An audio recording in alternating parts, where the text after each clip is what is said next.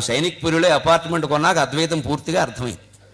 కొన్ని లక్షలు ఇచ్చాం, అపార్ట్మెంట్ ఇచ్చాం, కూర్చున్నాడు. కాగితాలు చూసా, 20 అపార్ట్మెంట్లు ఉన్న 500 గజాల స్థలం, అందులో 25 గజాలు నా పేరు రాశారు.